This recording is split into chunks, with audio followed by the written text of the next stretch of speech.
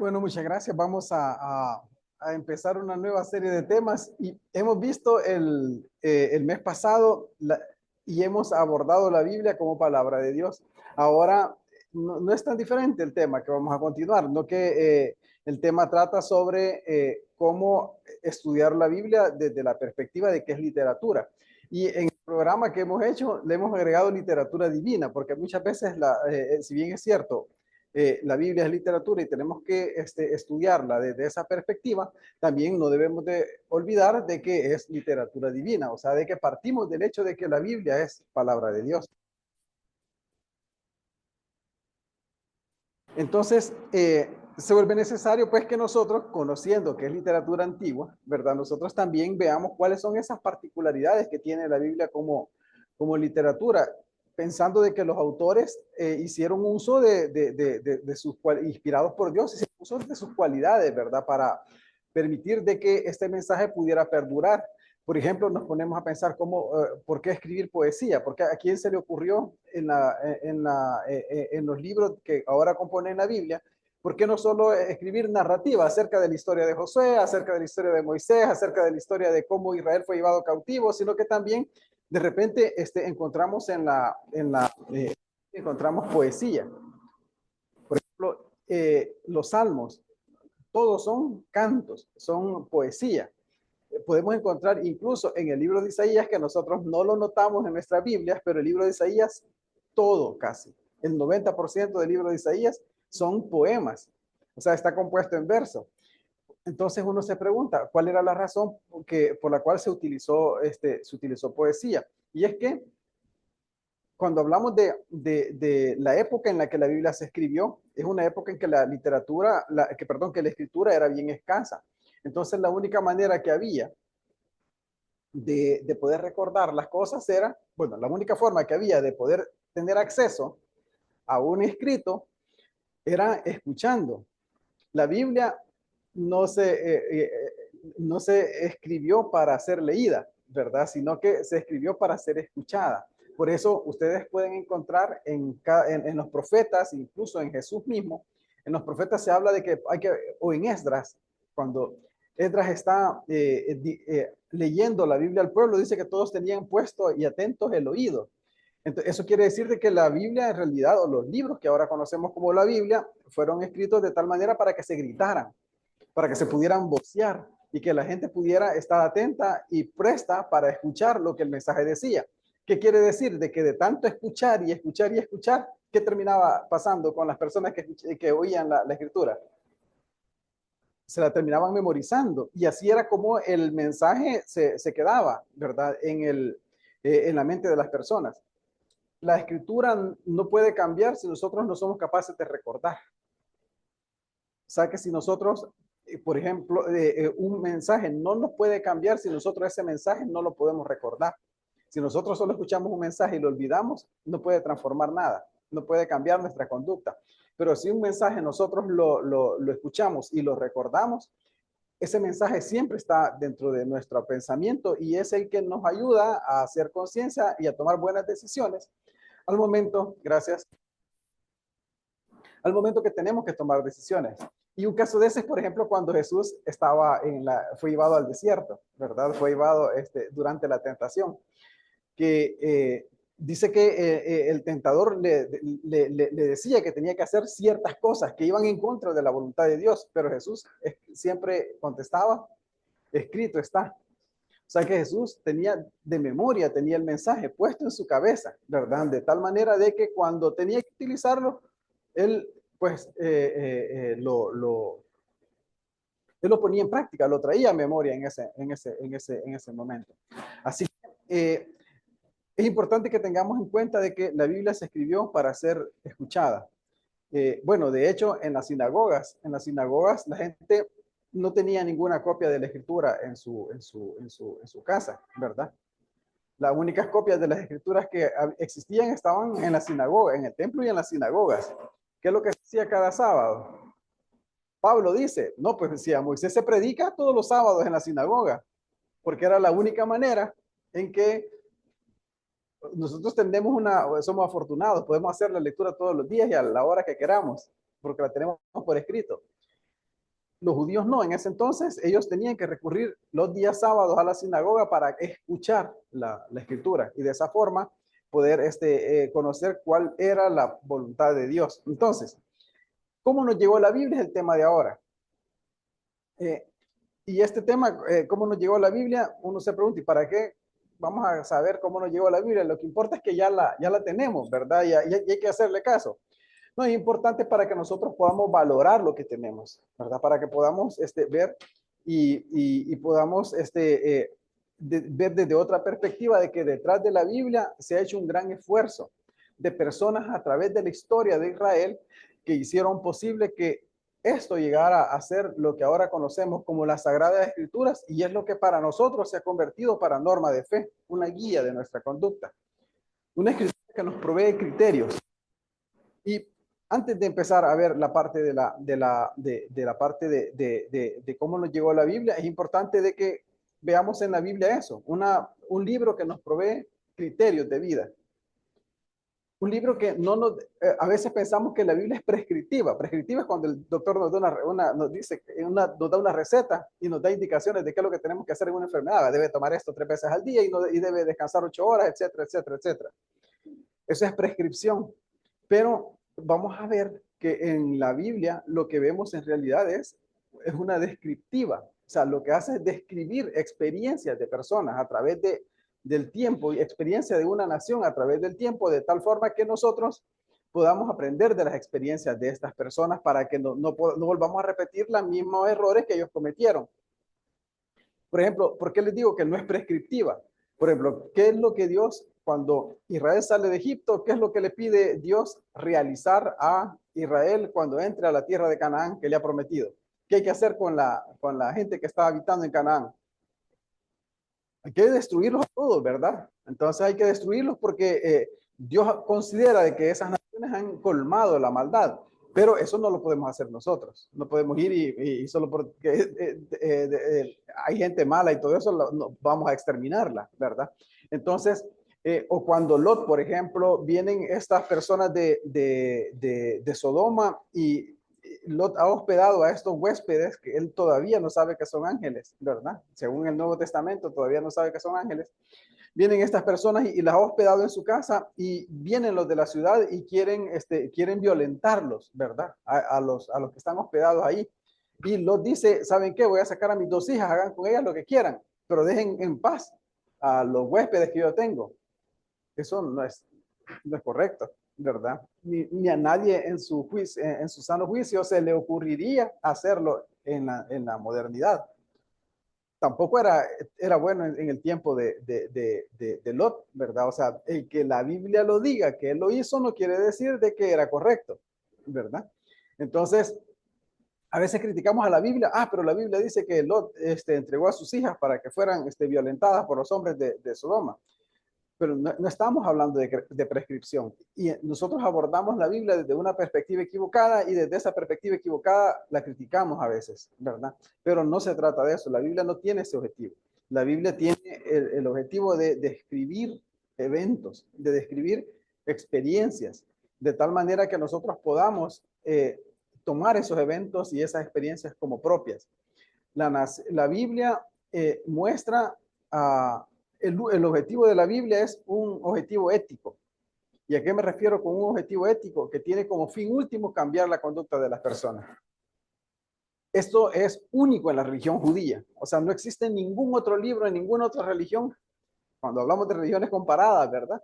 No tenemos ningún otro libro ni ninguna otra religión que hable de cambiar la conducta. O sea, de que las personas puedan razonar y a través del razonamiento puedan ser mejores personas. Y no existe tampoco otro libro en el que ponga como testimonio la historia. Israel se caracteriza porque pone como testimonio la historia. La forma en que se diferencia Israel del resto de naciones es que Israel prueba la existencia de su Dios.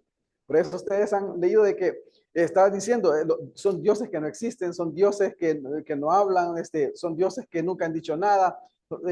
Está desprestigiando siempre a los dioses de las naciones y se burla de aquellos israelitas que adoraban a otros dioses. ¿Por qué? Porque la forma en cómo Israel presenta a su Dios es a través de la historia. Dios aparece en la historia de Israel. Y es la historia de Israel lo que prueba la existencia de Dios. Y eso no lo tiene ninguna otra religión y ningún otro libro lo hace. Ningún libro puede probar la existencia de sus dioses a través de la historia. Y si un Dios existe, ¿a través de qué se tendría que probar? A través de la historia. No a través de cuentos, no a través pueden haber cuentos y mitos y puede haber lo que sea, ¿verdad? Pero la única manera en cómo un Dios puede ser real es porque interviene a través de la historia, ¿verdad? De aquellas personas a las cuales se ha revelado. Y eso hace única la religión judía.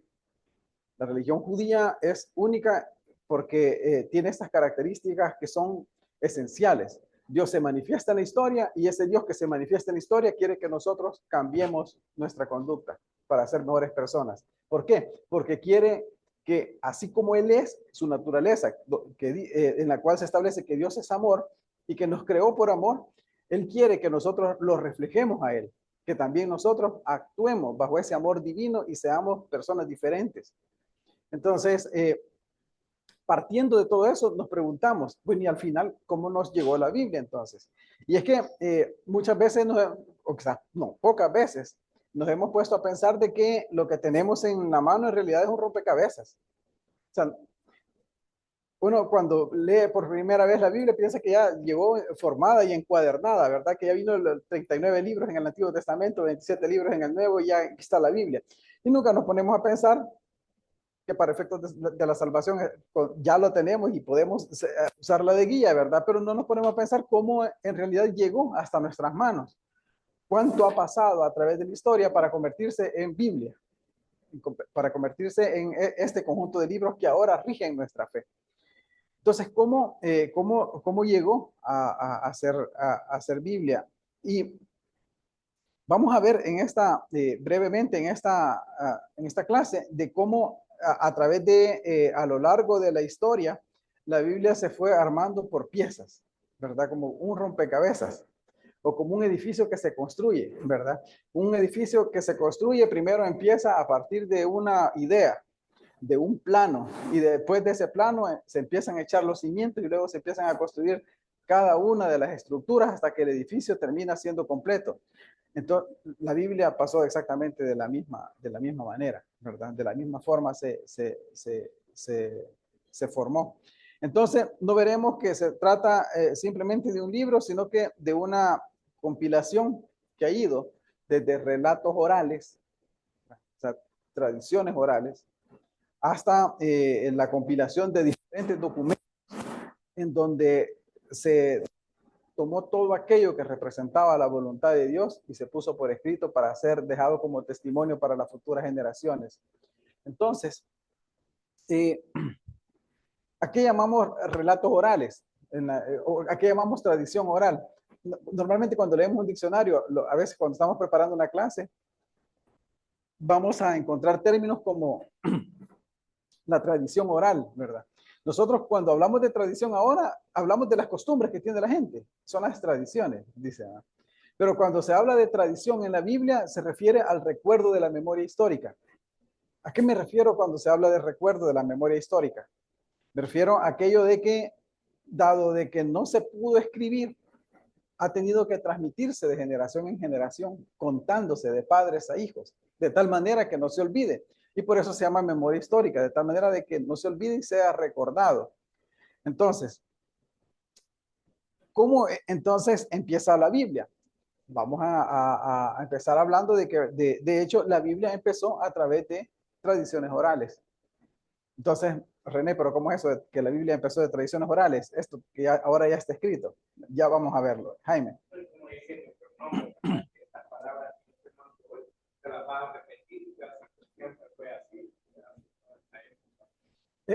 Exactamente. Entonces, buen punto, Jaime. La Biblia da indicios que así fue. O sea, no tenemos que ir afuera, no tenemos que recurrir a literatura externa para saber de que así fue. De hecho, Deuteronomio 6 habla de que las instrucciones tenían que pasarse de boca en boca. ¿Por qué? Porque para entonces, cuando esas instrucciones se dieron, no había forma de escribir todavía, ¿verdad? No había escritura. en ese momento. En la historia de Israel no existía la escritura. Si bien es cierto, la escritura ya existía en Egipto y en Babilonia, ya tenían más de 1000 años, ¿verdad?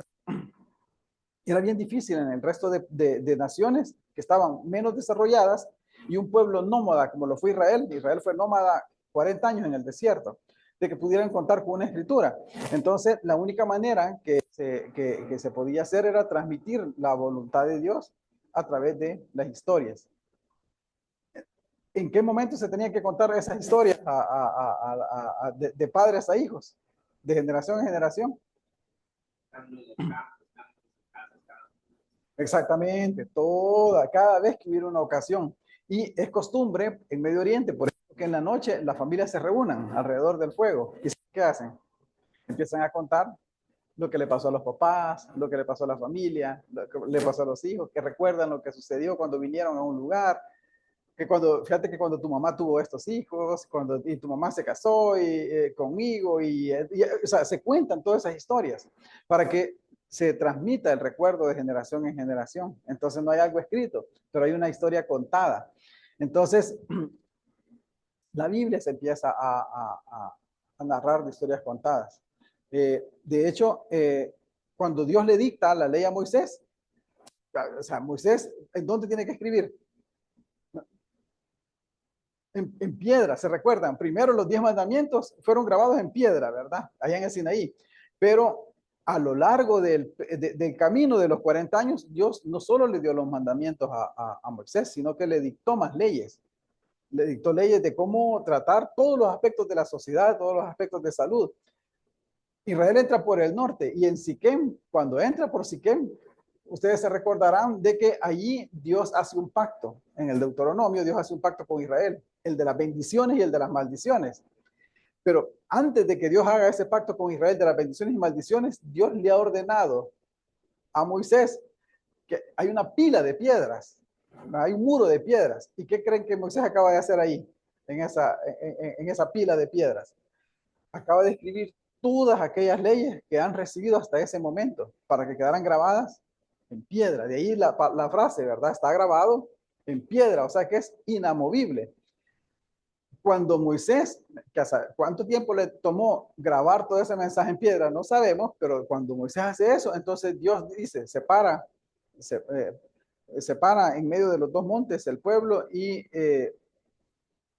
Moisés, por orden de Dios, se dirige a la nación y dicta las bendiciones y las maldiciones, ¿verdad? Si no cumples con estas leyes, serás llevado cautivo, tus hijos serán vendidos como esclavos, tus ojos verán cosas horrorosas. Entonces quedó escrito en piedra. De ahí viene la reflexión más adelante con Jeremías, que Jeremías dice, no, yo voy a cambiar esa ley y voy a cambiar esa ley de los corazones de piedra que tienen a corazones de carne. ¿A qué se refería? De que Israel con el tiempo empezó a hacer las cosas y perdió la conciencia por el hecho de que lo hacía porque estaba escrito. Está bien, ¿verdad? Pero el que estuviera escrito significaba de que siempre tenía que estársele diciendo, está escrito, mira, ¿verdad? Se tenía que estar diciendo para que Israel viviera esos principios. Pero Jeremías dice, ¿por qué nos tienen que estar recordando que está escrito? ¿Verdad? Lo que tienen que hacer es que de manera voluntaria y espontánea, eso ya debería de estar en su corazón. Y a eso se refiere cuando habla de corazones de carne y corazones de piedra. Los principios, nosotros no tenemos no tenemos que hacerlo porque está escrito, ¿verdad? Sino que porque nos nace, porque viene de dentro de nuestro corazón y porque esto ha calado en mi vida y ha calado en mi pensamiento y eso se convierte en una norma de vida. Entonces, es como cuando los papás, los niños pequeños lo están regañando cada rato, no hagas eso, lo mismo, y lo volvemos a hacer, ¿verdad? Entonces, tener un corazón de carne significa de que las cosas las hacemos por voluntad propia y no porque nos están recordando a cada momento, sino que porque ya pasan a ser parte de nuestra vida. Bueno, Salmo 44:1 dice, recordamos todas las cosas que nuestros padres nos han contado. O sea, aunando a lo que dice el hermano Jaime de Deuteronomio 6. ¿Qué quiere decir? Que la Biblia se inició de esa manera, ¿verdad? Lo que tenemos acá, los primeros pasos que se dieron fue a través de la tradición oral, o sea, a través de la memoria histórica. Si no, póngase a pensar, si evaluamos, por ejemplo, sucesos de en qué año más o menos existió Abraham. La historia de Abraham se dio más o menos en qué año. 2000 antes de Cristo, ¿verdad? Y si vemos hacia atrás de Abraham, ¿qué personajes están hacia atrás de Abraham? Están Noé, ¿quién más? Bueno, sí, pasaron muchos eventos, ¿verdad? Está la historia de Caín, de Abel, de Adán y Eva, de Set, todos esos personajes famosos. Entonces, estamos hablando de eventos que sucedieron desde el 2000 hacia atrás. ¿Ya? Pero cuando hablamos del Pentateuco o el libro de la ley de Moisés, ¿a quién le atribuimos la autoría del Pentateuco? A Moisés, ¿verdad? Entonces, pero si en Moisés, estamos hablando de que Moisés eh, escribió hacia el año 1400 antes de Cristo. Entonces, ¿qué quiere decir? Que tenemos hay un vacío, ¿verdad? Entre el 1400, por lo menos de 600 años a la historia de Abraham y de 1000 años a la historia de Noé y de 2000 años hacia atrás, ¿verdad? Entonces, la pregunta es, ¿cómo es que estos relatos llegaron hasta Moisés?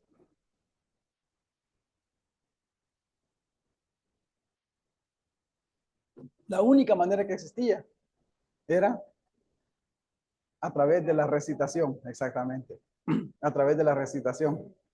Entonces, al final, el Pentateuco se constituye y se construye a partir de estas historias que tiene la nación, ¿verdad? Esta historia que tiene la nación y la compilación de documentos donde se arma para que una vez ya escrito quede como testimonio para las futuras generaciones. Y es interesante también,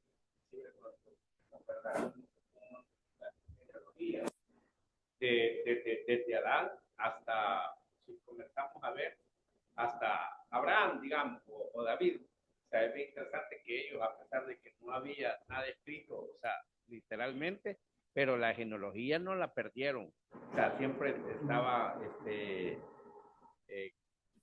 como hablándola, y hasta que llegamos a la época tal vez de David, que dice, bueno, que ya ellos tenían una copia de la ley, pero ya 1000 años antes de Cristo.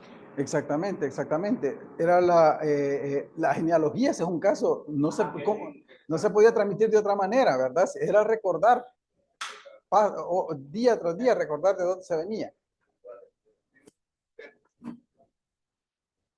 Pasando al Salmo 19, antes de que hubiera escritura, eran los cielos donde miraban ellos y podían. No estamos hablando de astrología. Igualmente estamos hablando de astrología no de horóscopo, pues nada, pero la astrología es ciencia. Incluso los reyes que llegaron, pues en el cielo vieron la señal. Pedro dice que los profetas, dice, de antes, dice, escudriñaban diligentemente en qué persona y quién iba a ser el Mesías, y aún escudriñaban ellos.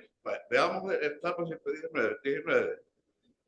Los cielos cuentan la gloria de Dios y el firmamento anuncia la obra de sus manos. Un día emite, oiga, palabra a otro día, y una noche a otra declara sabiduría. No hay lenguaje, ni palabras, ni es oída su voz, pero por toda la tierra salió su voz, y hasta el extremo del mundo su palabra. Es lo que cubre todo, pues, el hemisferio, pues. Bueno, habla del sol, ¿vale? Entonces, por eso se cree de que, por el cambio, cuando llega al versículo 7, por el cambio que hay, abrupto que hay, ya es la palabra escrita. Allá se está hablando de un lenguaje que no se oía, pero se podía ver en el cielo. Ahí se leía. Ahí está toda la historia y la gloria de Dios. Ya está, ya te dice, la ley de Jehová es perfecta, pero creen que son dos aguas, no, pero es por el cambio que hay, es porque está hablando de la palabra escrita. La ley de Jehová es perfecta, que convierte el alma, el Jehová es fiel, que hace sabio el sencillo. Los mandamientos de Jehová son rectos, que alegran el corazón. y el precepto de Jehová es puro. Vaya, voy a decir algo que tiene consideración. La torre de Babel no es que hayan estado, no es que ellos hayan estado queriendo construir, eso sería pensar que iba a llegar al cielo con una torre de Babel, que es inteligente, ¿verdad? No era una torre, sino que Dios confunde porque estaban haciendo un plano hemisferio donde ellos llegan a tener disponible todo y ya no tenían por qué esperar las noches que vinieran para poder ver. Entonces, eso es lo que ellos querían. Era un plano hemisferio, no era una torre que estaban haciendo. Pues torres pasaron a hacer de plano hemisferio. ¿Vale? Ya digo, eso es una consideración que puede estudiar. Sí, ok. Gracias. O sea, cuando el Salmo 119 habla en efecto, habla de los cielos y de la ley escrita, es precisamente porque son las dos maneras en que Dios se ha revelado. Hay una revelación específica a la nación de Israel y hay una revelación general que es la que se ve a través de la historia, ¿va? De la naturaleza, que es lo que dice Pablo, ¿verdad? Que las cosas han sido hechas y muestran la existencia de Dios. Entonces, bueno, es otra forma de dar testimonio. Eso no pudo aparecer de la nada. Entonces, al no poder aparecer de la nada, debe de haber alguna explicación de diseño. Y ahí donde entra Dios, donde entra Dios en juego. Pero bueno, gracias. Vamos a continuar entonces con este punto. Así que la primera forma en cómo la Biblia empezó a formarse es a partir de estos relatos, ¿verdad? Relatos que pasaban de abuelos, de padres a hijos y de uno a otro, de tal manera que así se recordaran. Por ejemplo, ustedes pueden ver en Génesis 1. Génesis 1 habla del relato de la creación, pero si ustedes se fijan, recuerdan que hablábamos de que se escribía en poesía porque era más fácil recordar. El relato de Génesis 1 es un relato y es único, ¿verdad? En todo el relato del Génesis, en la forma en cómo está escrito. ¿Qué palabras son las que constantemente se repiten en el libro en el capítulo 1 de Génesis? ¿Cuáles son las palabras que normalmente están repitiéndose? Y vio Dios que era bueno, era uno. ¿Qué otra frase se repite constantemente? Y dijo Dios, ¿verdad? Al principio dice, y dijo Dios. Después dice, y vio Dios que era bueno, y después de vio Dios que era bueno, hay otra frase que se repite. Y fue la mañana y la tarde un día, ¿verdad? Y así, repitiendo constantemente por 6 veces. ¿Saben qué estructura es la única que tiene eso en la literatura hebrea? Es la poesía, ¿verdad? Son estribillos. De los estribillos son frases que se repiten de tal manera de que la persona que la está escuchando pueda tener pausas en cada una de esas frases y así memorice completamente el relato de forma fácil. Porque las canciones las memorizamos rapidito, ¿verdad? Porque llevan rima, llevan estribillos. Eso es lo que permite de que nosotros memoricemos. Los himnos también los deberíamos de memorizar de la misma manera, porque llevan ritmo y llevan estribillo, ¿verdad? Entonces, esa era la razón, que quiere decir de que el relato de la creación previamente existió, se contaba de generación en generación, ¿verdad? Se contaba y se trasladaba de generación a generación de tal manera que no se olvidara. Y la manera en cómo se encontró para que la gente recordara siempre cómo Dios había creado el universo fue armando el relato de la creación a través de esa manera. Diga, Oscar.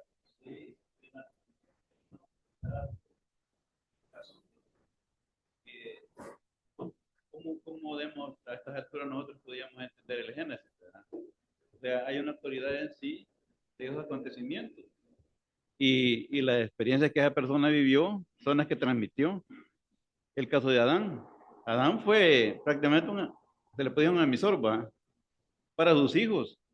Y en ser posiblemente que continuó la cadena esta. Exactamente. Para poder entender en verdad qué pasó con el Génesis, porque Adán fue es la autoridad para eso. Exactamente. Y solo ahí lo podemos entender. Sí, a través de la repetición constante, ¿verdad? De padres a hijos. Así es como llegó la historia hasta Moisés, se puso por escrito y al final es como llegó hasta nosotros.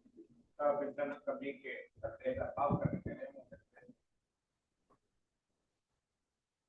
es cuando ya está Jesús, ¿verdad?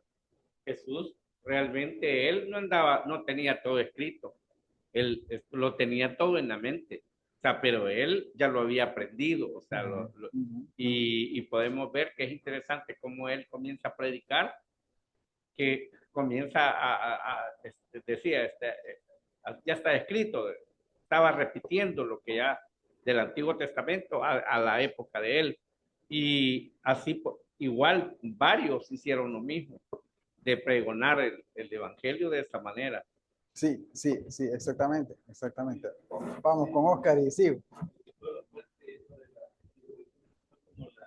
Prescripción, porque prácticamente cuando leemos Salmos, ¿verdad? Cuando dice que holocaustos que no te agradaron, pero me diste oído, ¿verdad? Entonces, prácticamente es la manera como usted lo dijo, ¿verdad? Que, tomarlo de una manera así radical, pero nosotros ya lo tomamos de manera espiritual. Y es bien interesante eso, porque ustedes hacen todas diferencias en esa parte. Entonces, la prescripción prácticamente lleva eso, ¿verdad? Que ellos hacían los sacrificios de una manera mecánica, pero Dios quería que se viera del otro lado, espiritual. Ellos no lo podían ver. En cambio, el Señor lo aclara en el Salmo, ¿verdad? El salmista lo dice, ¿verdad? Pero me diste oídos y me preparaste cuerpo. O sea, es otra manera de ver prácticamente el verdadero sentido de lo que era la ley o la palabra de Dios, ¿verdad? Exactamente, Solamente, René, exactamente, sí, sí. Y eso ratifica el hecho de que la Biblia se escribió para ser escuchada, ¿verdad? Entonces, por eso dice, teniendo oídos no oyen, ¿verdad? O no entienden. Ahora, el equivalente a nosotros sería teniendo ojos y no vemos, o teniendo la capacidad de leer, no entendemos, ¿verdad? Entonces, ese sería el equivalente, pero ven, el contexto es diferente, ¿verdad? Ahora, y cómo la comprensión cambia. Entonces, así que tenemos una primera porción. La primera porción de cómo la Biblia inició es a través de los relatos, ¿verdad? Los relatos entre familias. Ahora, había también otros relatos, pero con el tiempo se fueron poniendo por escrito. Por ejemplo, número 21:14. Vamos al número 21:14.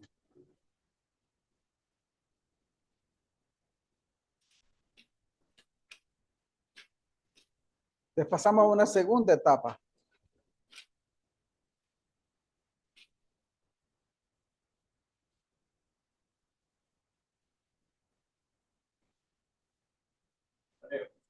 ...14 y 15... El contexto es de que estamos hablando de Israel y Moab, ¿verdad? Entonces, que Israel no va a pasar por la tierra de Moab, pero veamos lo que dice el versículo 14 y 15, que habla de ese evento, cuando Israel no pasó en Moab, no que dio la vuelta en los 40 años que andaba en el desierto. Dale, Jaime. Dice, por tanto se dice en el libro de las batallas de Jehová, lo que hizo en el Mar Rojo y en los arroyos de Arnón y a la corrientes de los arroyos que va a parar en Ar y descansará en el límite de Moab. Ajá, muchas gracias. Entonces, el evento de que Israel durante su travesía por el desierto no pasa por Moab, el escritor de Números lo sacó ¿de dónde? Del libro de las batallas de Jehová, ¿verdad? Entonces, ahora, ¿cuál es la pregunta que surgiría aquí?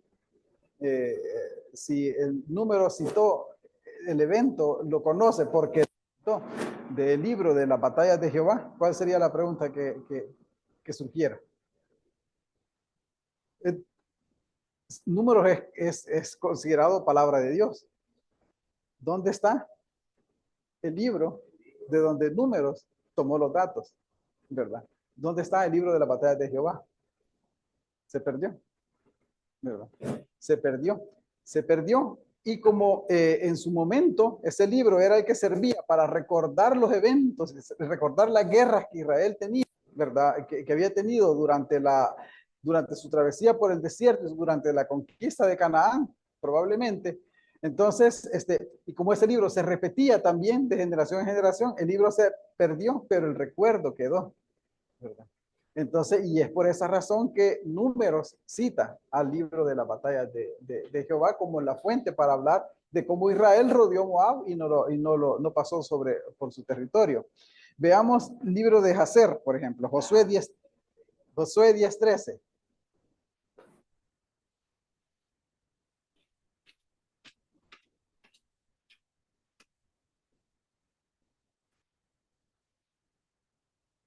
Josué 10:13.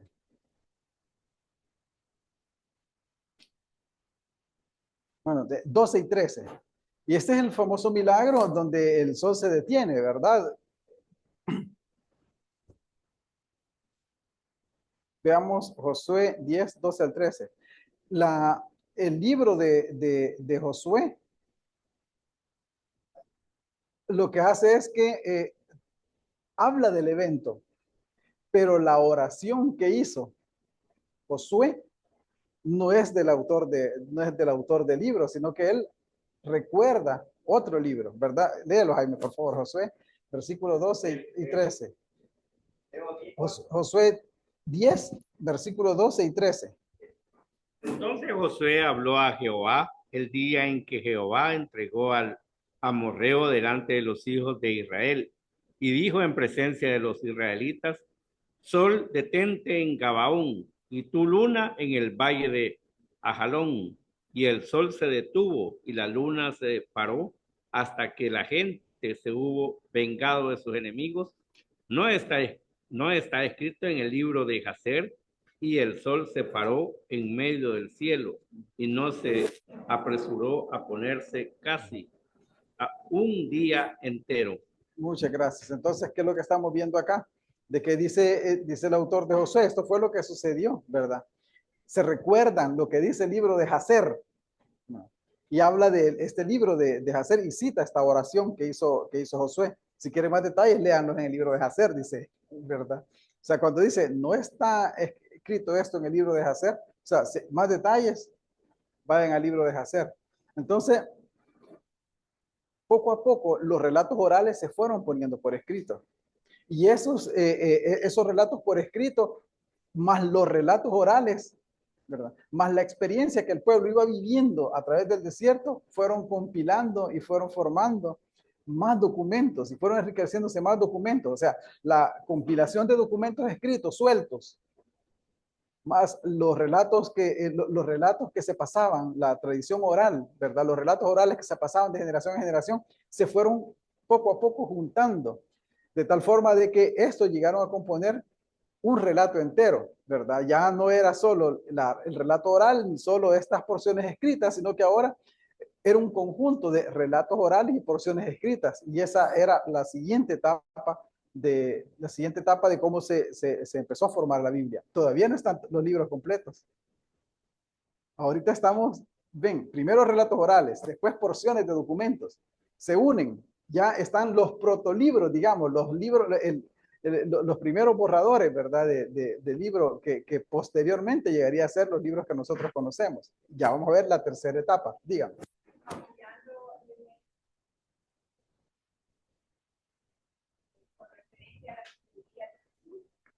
Recordemos el hecho de que cuando hacen ¿cómo se llama? Dice en Lucas 2, versículo 39 a lo demás, que dice, después de haber cumplido, dice, con todo lo prescrito en la ley del Señor, volvieron a Galilea y a su ciudad de Nazaret. Y el niño crecía y se fortalecía y se llenaba de sabiduría y la gracia de Dios era sobre él. Iban sus padres todos los años a Jerusalén a la fiesta de la Pascua. Pero cuando tuvo 12 años, subieron a Jerusalén conforme a la costumbre de la fiesta. Al regresar ellos, acababa la fiesta, se quedó el niño Jesús en Jerusalén sin que supiesen José y su madre. O sea, él se llegó al templo, se quedó en el templo. ¿Y qué estaba haciendo Jesús? Escuchando la palabra. Entonces significa de que los judíos siempre tuvieron esa tradición desde muy pequeños, la tradición de escuchar. Sí, sí, ¿verdad? sí, esa era la Todo única lo manera tú que estás existía. diciendo. O sea, por eso es que es un pueblo muy fortalecido en sus leyes, porque han enseñado a sus niños. Y se comprueba que los niños de 0 a 5 años todo lo absorben, todo lo memorizan. No digamos ya llegando a la edad que Jesús Sí, algo de tenía. manera constante, ¿verdad? Ujú. Bueno, vamos a adelantar. Igual podemos hablar, por ejemplo, en primera, no lo busquen, vamos a ir avanzando por los 6 minutos que nos quedan de clase, ¿verdad? Pero, por ejemplo, en Primera Reyes 15:31, hay un rey en el norte que se llamaba Nadab, que es el último hijo de Jeroboam, ¿verdad? De Jeroboam, el rey que hizo los becerros. El último de los descendientes que reinó sobre Israel.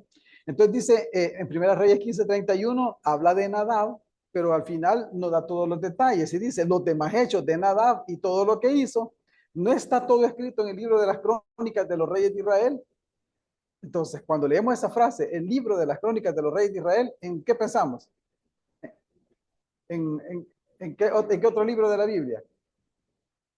En Primera y Segunda Crónicas. Podríamos pensar de forma inmediata, pero está mal, está equivocado, porque no se refiere al libro que nosotros conocemos como Primera y Segunda de Crónicas, ¿verdad? Es un libro que ya no lo tenemos.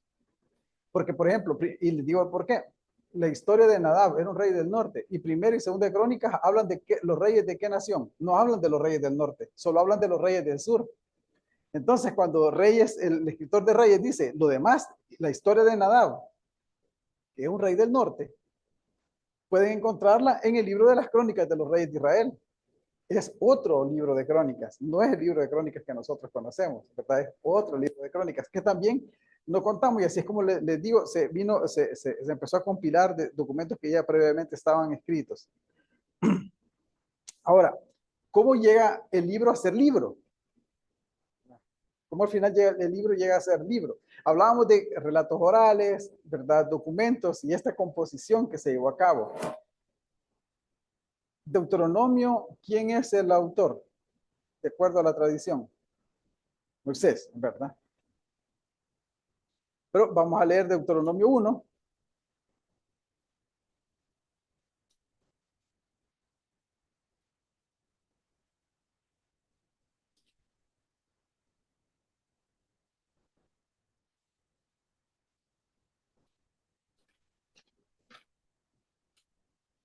Y vamos a ver, así de un vistazo, no lo vamos a leer, Deuteronomio 34 al mismo tiempo. Entonces dice Deuteronomio 1:1, dice, estas son las palabras que habló Moisés a todo Israel a este lado del Jordán en el desierto, en el Arabá, frente al Mar Rojo, entre Parán, Tofel, Labán, Haserot y Dizahab. Entonces, y dice el versículo 3, y aconteció que a los 40 años, en el mes 11, el primer mes, Moisés habló a los hijos de Israel conforme a todas las cosas que Jehová les había mandado acerca de ellos. Entonces, ¿qué es lo que estamos viendo en Deuteronomio 1, esos primeros versículos? Ve que es una introducción, ¿verdad? A lo que Moisés ha mandado, a las enseñanzas de Moisés. La pregunta surge es, ¿quién escribió esta introducción? ¿La escribió Moisés? ¿O la escribió alguien más? Y la conclusión, y ahí entre labios, Jaime dijo a alguien más, ¿verdad? Entonces, pero cuando vemos la introducción y cuando vemos la conclusión de Deuteronomio, ¿cuál es la conclusión del libro de Deuteronomio? Lo último, ¿en qué cierra? Deuteronomio 34. La muerte y sepultura de Moisés. Entonces, ahora viene otra vez la pregunta. Deuteronomio es atribuido a Moisés, ¿verdad? Está bien, eso no está mal, ¿verdad? Está bien, o sea, no está, pero estamos viendo de que el capítulo 1 es una introducción y el capítulo 34 es una conclusión, ¿verdad? Una introducción y una conclusión que no escribió Moisés. ¿Ya? Entonces, pero cuando leemos a Jesús en el Nuevo Testamento, Jesús dice, él dice el libro de Moisés, o sea, Jesús no anda diciendo, como dice el libro del sacerdote levita, ¿verdad? El escriba que hizo Deuteronomio, ¿verdad? No, Jesús dice, como dice el libro de la ley, como dice el libro de Moisés. Entonces, Jesús de manera natural le atribuye Y si Jesús lo dice, pues yo estoy de acuerdo con Jesús, ¿verdad? Entonces, de manera natural, Jesús le atribuye el libro de Deuteronomio a Moisés, ¿verdad? Entonces, ahora, pero ¿por qué esta pequeña, eh, ¿cómo se dice?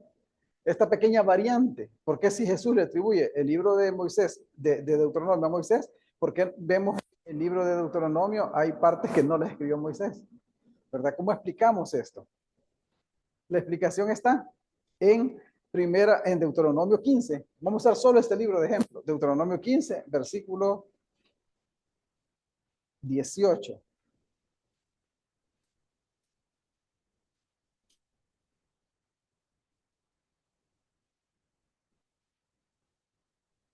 Eh, 17 y 18.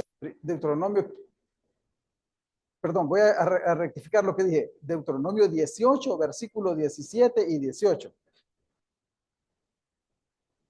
Deuteronomio 18, versículos 17 al 18.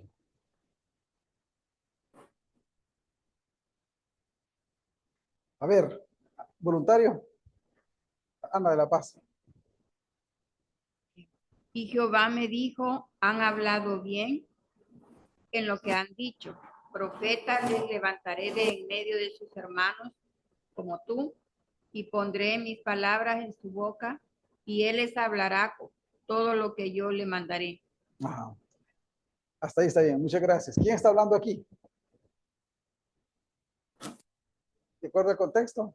Eh, sí, no, bueno, Dios acaba de decirle esto a Moisés, pero ¿quién está contando la historia de lo que le dijo Dios? Moisés, exactamente. En el versículo 17, miren algo aquí, dice, y Jehová me dijo, han hablado bien en lo que han dicho, ¿verdad? Aquí está hablando Moisés en primera persona. Ahora, bueno, René, porque estamos leyendo el versículo 17 y 18 donde Moisés habla en primera persona, pero sabemos que el capítulo 1 y el capítulo 34 son una introducción y una conclusión que no son de Moisés. Y es que precisamente así fue como se redactó el Deuteronomio. El Deuteronomio tomó las palabras de Moisés, las ordenó. O sea que Moisés, todas las leyes que Moisés dictó, las palabras que Moisés le transmitió al pueblo como mensaje de Dios, estaban en bloques, ¿verdad? Pero no estaban ordenadas. Alguien vino y para que se tuviera el libro de Deuteronomio como tal y se pudiera leer de una forma ordenada, tomó las palabras de Moisés y las puso y las ordenó. Le puso una introducción y le puso una conclusión y ese es el libro de Deuteronomio. ¿Le quita eso autoría a Moisés? No. Es un gran trabajo del redactor del libro de Deuteronomio que permitió que esa obra de Moisés llegara hasta nosotros ahora y la conociéramos. Y que de esa manera pudiera mantenerse, ¿verdad? Como testimonio a la nación de Israel y que la nación de Israel la pudiera poner en práctica. Porque ¿qué problema hubiera pasado si esto no se hubiera juntado? Leyes por allá, los 10 mandamientos por allá, leyes sobre los esclavos, sobre las cosechas, si esto estaba suelto, como solía estar en pequeños documentos, ¿verdad? Se hubiera perdido. Ejemplo, ¿qué se perdió? Los libros que acabamos de mencionar, ¿verdad? Entonces, era importante que esta ley se mantuviera unida, que todos estos mandamientos estuvieran juntos para que el pueblo de Israel pudiera recurrir a un solo lugar como referencia y poder vivirlos, ¿verdad? Si alguno de estos se hubiera perdido, entonces es precisamente lo que se quiso evitar. Y es un trabajo en que los sacerdotes de Israel, los levitas, tuvieron bastante que ver. ¿Algún comentario, mis estimados?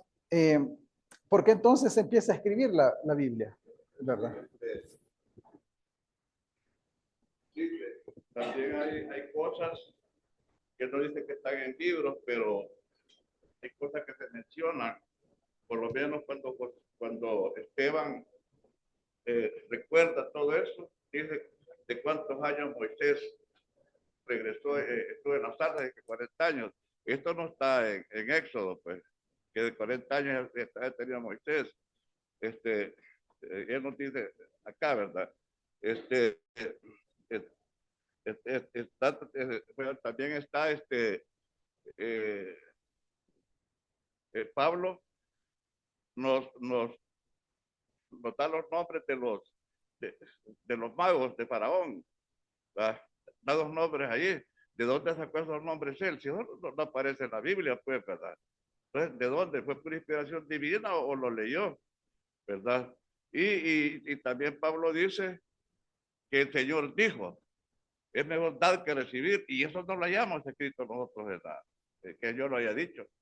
Pues es inspiración divina, ya es inspiración divina. Entonces hay cosas también que fueron ya inspiradas, ¿verdad?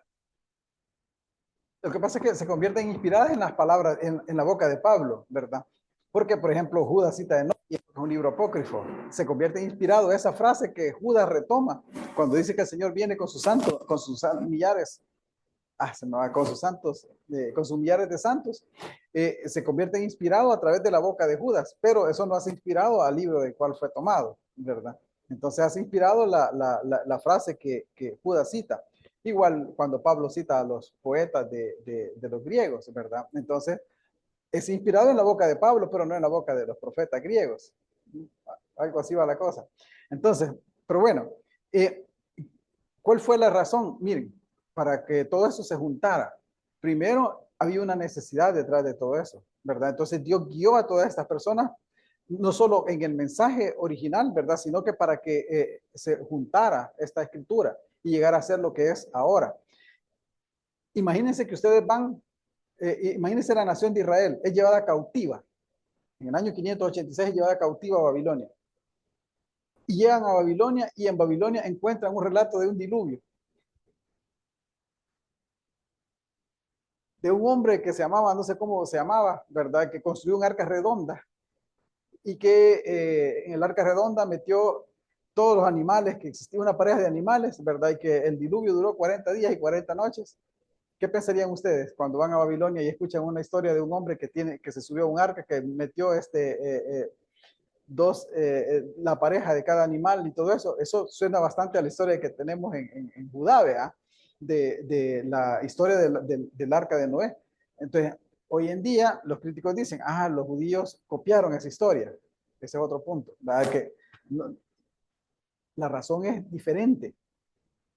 Cuando el pueblo judío llega a Babilonia y ve que hay una historia de un diluvio, entonces se ven la obligación, ¿verdad?, de poner por escrito la palabra. ¿Por qué? Porque ellos tienen otro relato de la creación.